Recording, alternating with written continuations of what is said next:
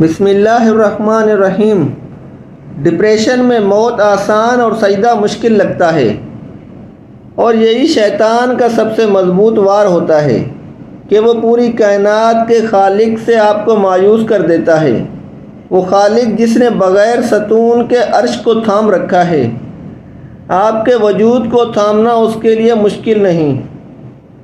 زندگی اور سجدہ تب آسان ہو جاتا ہے جب ہم ہر مشکل اور پریشانی کو آزمائش سمجھ کر ثابت قدم رہتے ہیں۔